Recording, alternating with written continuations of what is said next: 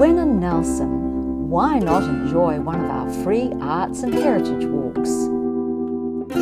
Download a map to guide you from the Nelson Council website.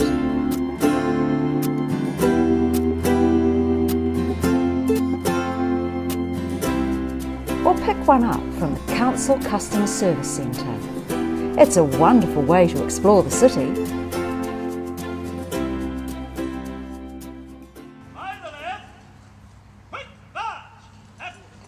ANZAC Day, on the 25th of April each year, is a time to remember those who died in war.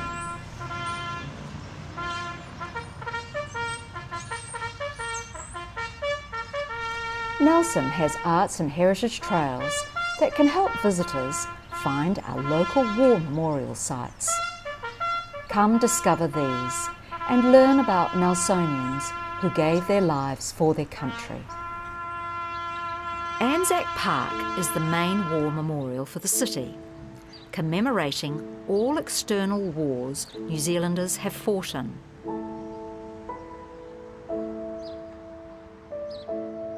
The names on the cenotaph were supplied by the Nelson Returned Services Association. Three sides of the central memorial pillar relate to both of the World Wars, and the fourth side makes reference to wars in Malaya, Borneo, Vietnam and Korea, as well as remembering merchant seamen in all wars. The ANZAC Park Memorial was originally part of a bridge built in 1958, crossing Saltwater Creek. All 15 tonnes of it were removed to the present park site in 1988. The four surrounding pillars that were once bridge ends refer to the places where major battles occurred during the World Wars. The entry to the park is marked by a beautiful waharoa created by master carver Mark Davis. This is a monument of remembrance for the members of the 28th Maori Battalion. It shows images of war and images of peace. The battalion was a frontline infantry unit formed at the start of World War II and made up entirely of volunteers who fought with distinction. Some Maori men who were too young to enlist changed their names in order to volunteer. William Stafford signed up to fight as George Thomas Stafford.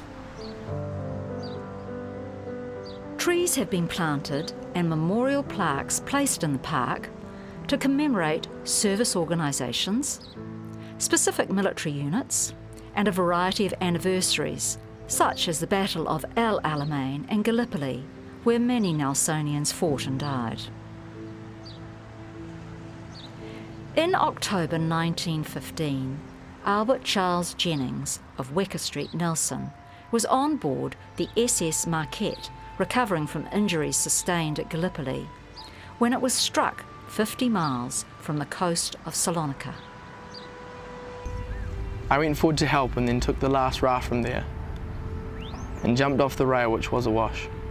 7 minutes after I left the vessel, she reared the stern very high in the air and then dived out of sight.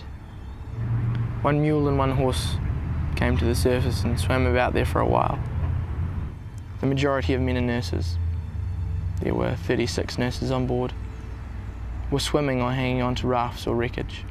The water was not very cold, but quite cold enough to make one stiff and exhausted after several hours in the briny. I saw several chaps drown near me.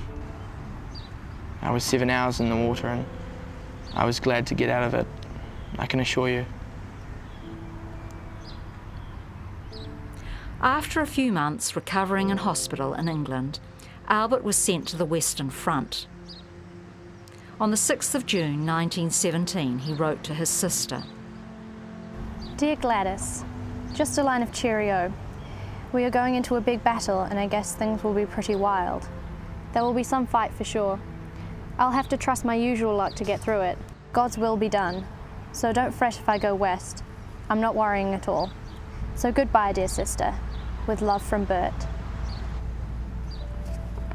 Bert Jennings was killed the next day at Messine, aged 37.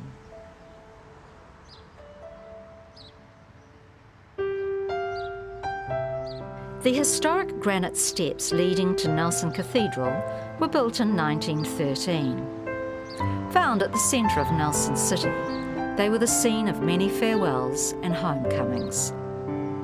The steps were originally planned by the city as a memorial to Colonel, the Honourable Albert Pitt, District Military Commander of Nelson. But when they proved too expensive for the city to fund, benefactor Thomas Cawthron covered the whole cost of building the new steps. The sculpted marble Centennial Memorial was added on the first landing in 1942. In the grounds around the cathedral and inside the cathedral itself, you can find many wartime memorials. The memorial to the fallen in World War I is a traditional white marble statue of a New Zealand soldier in uniform. 5 flags of historic significance to World War I can be seen hanging in the east transept of the cathedral. These are untouched from when they were brought home from the battlefield.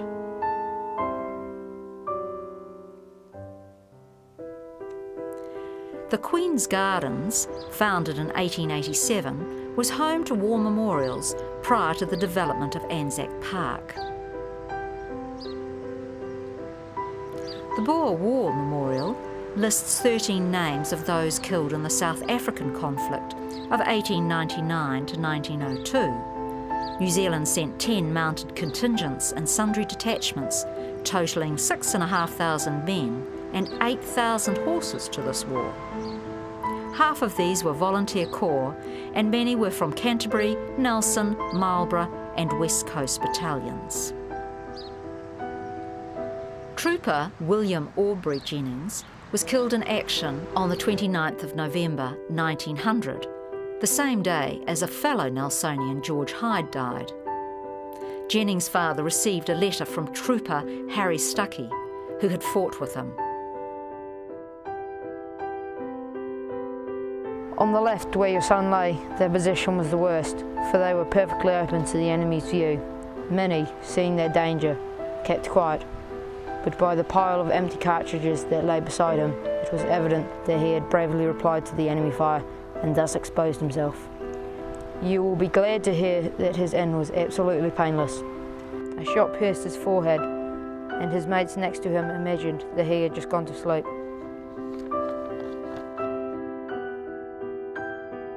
Further afield, a number of smaller memorials can be found. The scriptorium at Nelson College was built in 1924 as a memorial to Nelson College boys who'd been killed during World War I. It has extensive old boy records, including many photographs and annual journals, plus moving obituaries of those who died during the Boer War, both World Wars, and subsequent conflicts to the present day.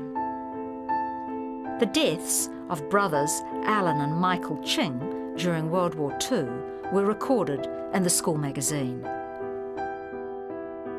Alan entered college in 1936 and left early in 1940, having passed matriculation. He was a good cricketer, being captain of the second 11 when he left.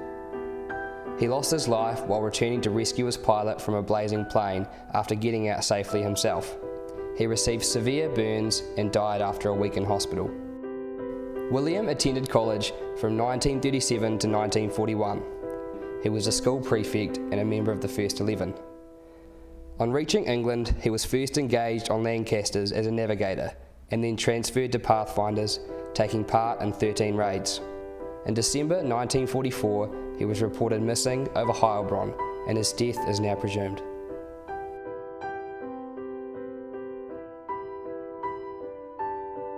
Other special memorials include the Neptune Memorial on Wakefield Quay, commemorating 4 Nelson men killed in the New Zealand Navy's worst incident involving loss of life. At the airport is a memorial to Nelsonian Leonard Trent, who was awarded the Victoria Cross for bravery during World War II, fighting for the British Royal Air Force. Community halls across New Zealand were built as living memorials to soldiers killed at war. Those in Stoke and Wakapuaka mark the sacrifices of local servicemen. Some local cemeteries have special Returned Services Association areas. The Marsden Cemetery includes a memorial rose walk leading to a flagpole as its central feature.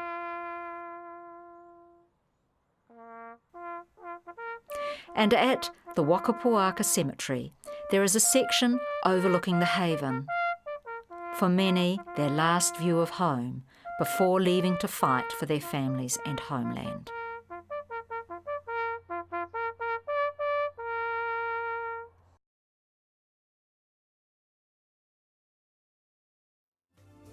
Thanks for joining us.